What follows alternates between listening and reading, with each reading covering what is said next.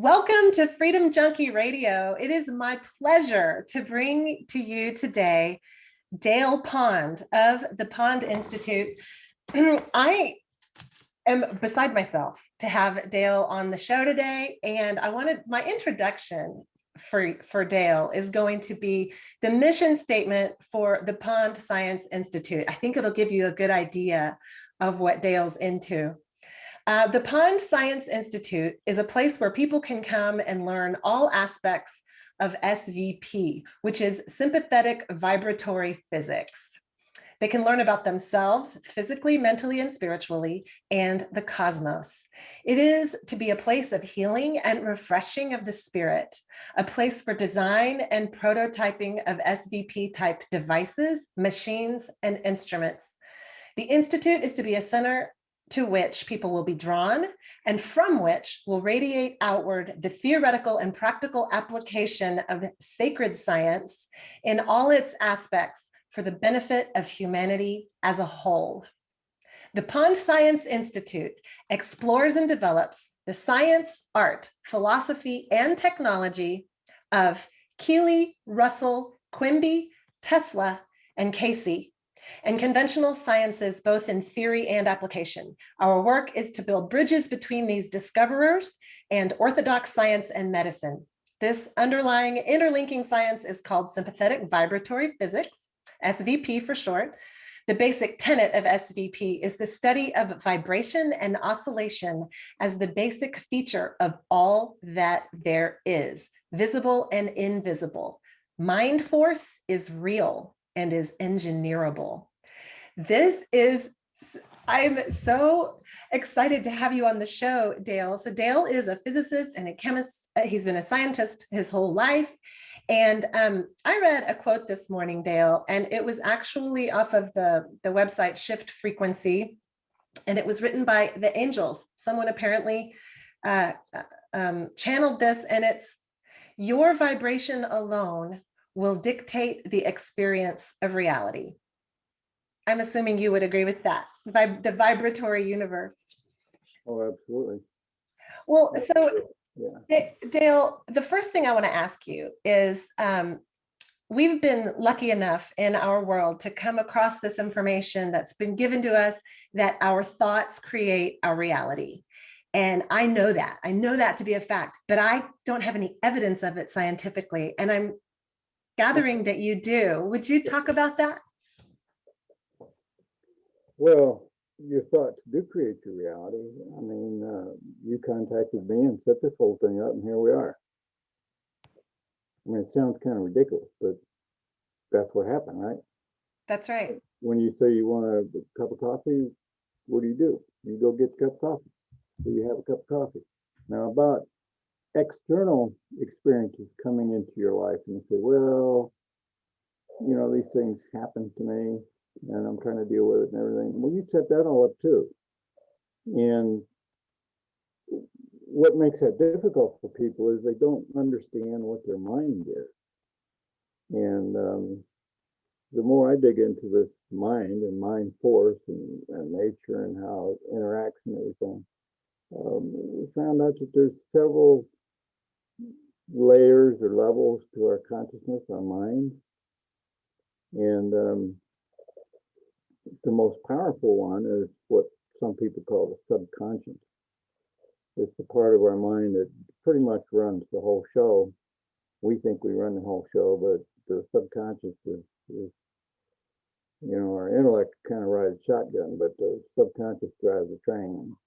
And what you think inside, most of which you're not aware of, that's what's driving stuff.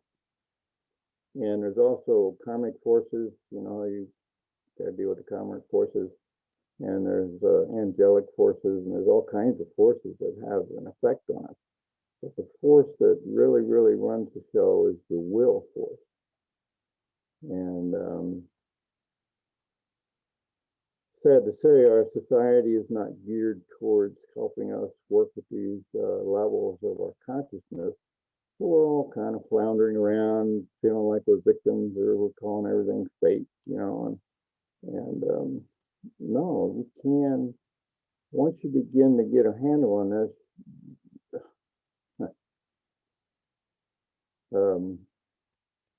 it starts becoming directable.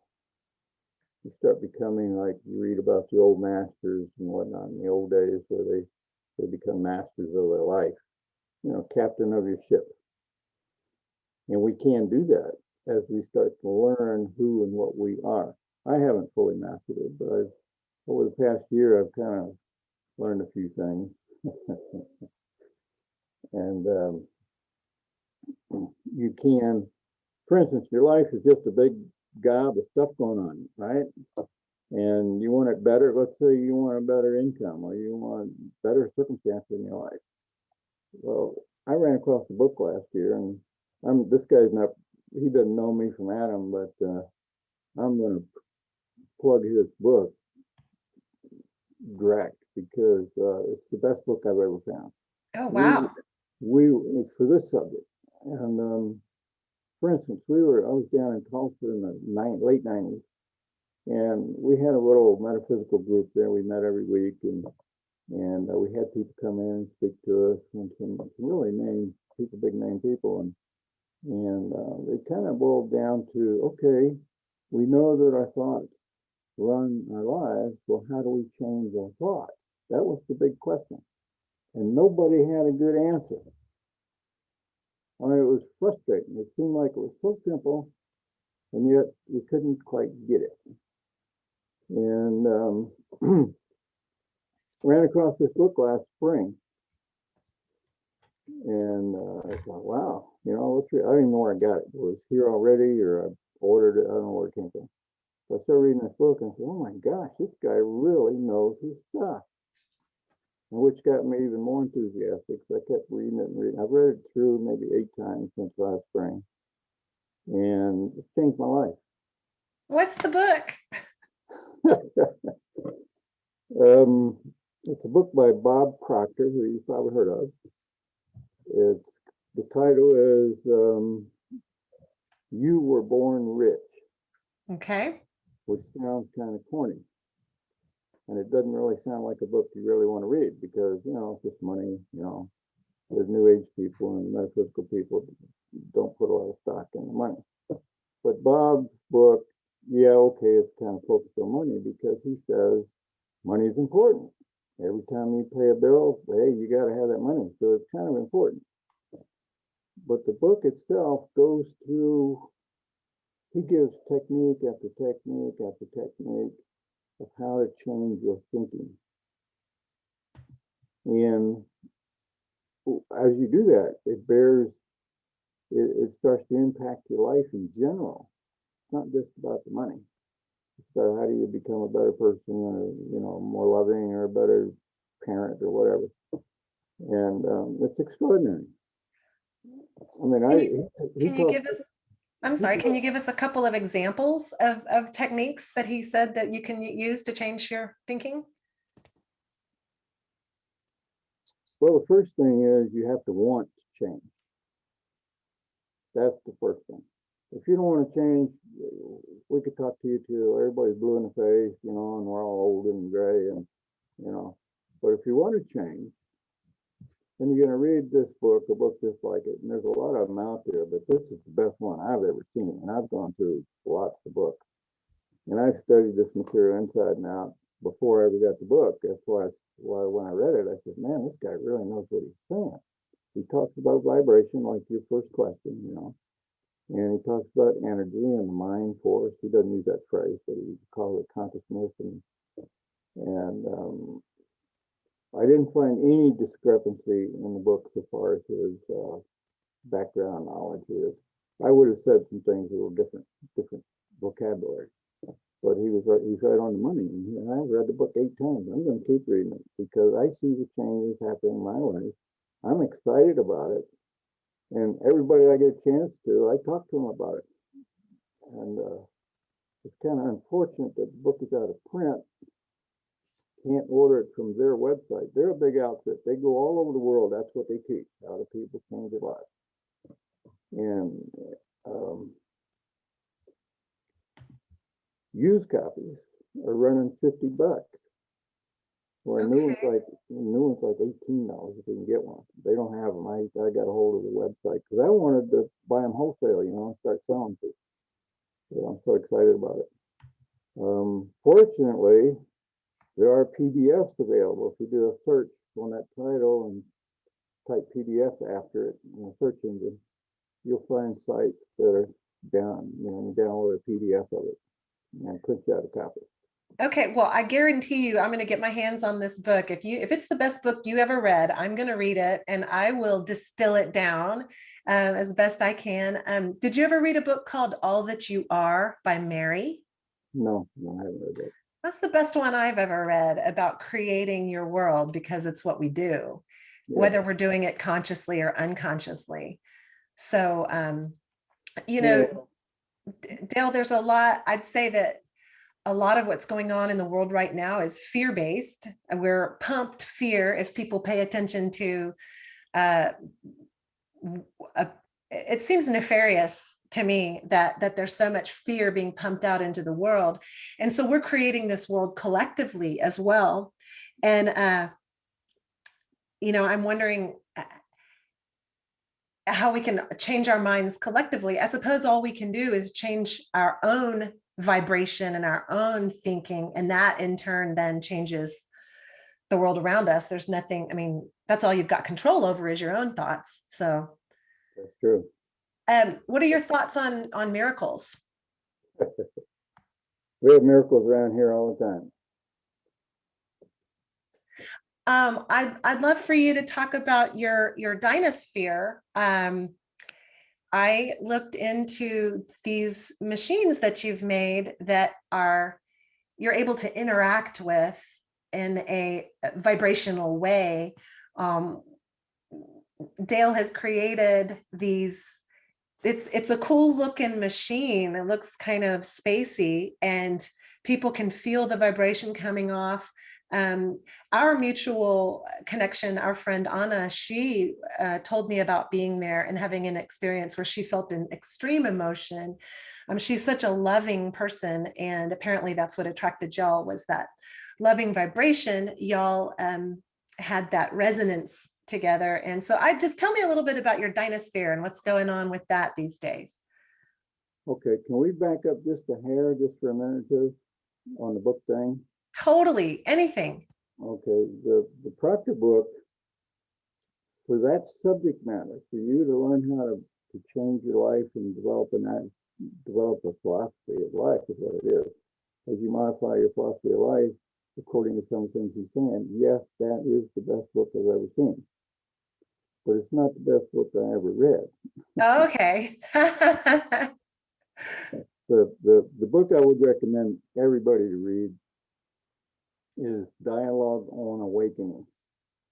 Dialogue on Awakening. Yeah. Okay. By Tom and Linda Carpenter. That book, it awakens you to your spiritual self.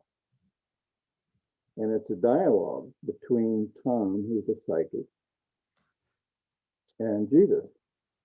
I mean, if you were a psychic and you wanted to talk to somebody, who would you want to talk? Well, I'd talk to Jesus. I'd talk to John Keely and a lot of other things. But I mean, what a conversation. That's what it is. It's a big, long conversation.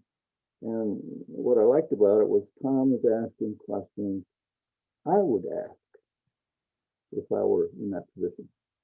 And it's just so easy to read, and it's so wonderful, and it's so simple. And they go into, what's life, and why am I here, and all that kind of stuff that we all have questions about. And here's the man giving the answers.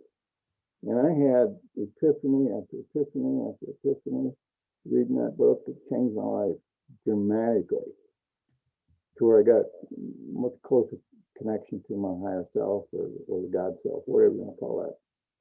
And which is what it's all about. That's what life is all about. How do we get closer to our inner connection, instead of living in our intellect, which invariably always gets us into trouble. But the higher self just guides us right along through life, and it's so easy and nice and peaceful and wonderful. So that's what the dinosaur is all about. Now we can go to the dinosaur. Okay. The dinosaur is my effort to replicate one of the machines that John Keely made in the 1880s. And our first intent at that time, we built this in the winter of 95 and 96. And the intent at that time was to create a free energy device, because that's what you read. When you read the old literature about the stories of Keely and everything, he made a lot of these dinosaurs in different configurations for different purposes. And they all rotated, and one of them powered a sawmill. They built a big one. We found a story, a news article where they built a big one. And they were going to put it in a locomotive to drive the train. But we never found any other articles following up on that.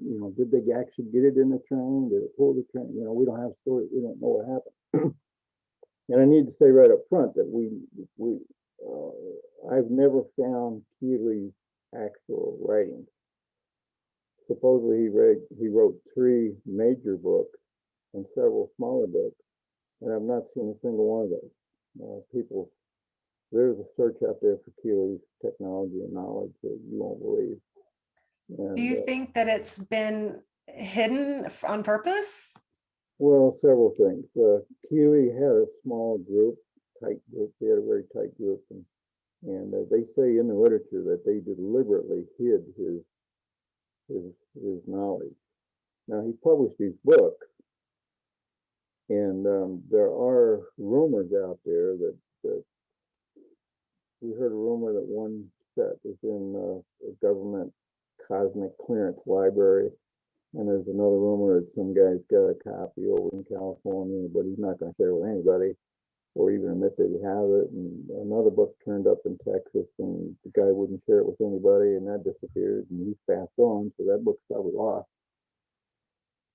So what I've been doing is like Sherlock Holmes. I've been reading these old magazine articles and newspaper articles and just piecing the story together. Okay, what's his science? How does it work? Where does it come from? And it's been a revelatory journey, because his science is so vast and so deep and so beyond anything, anybody, anywhere, except Walter Russell. And Walter Russell is very similar in many regards. So they're almost like two guys telling the same story. But nobody can understand Russell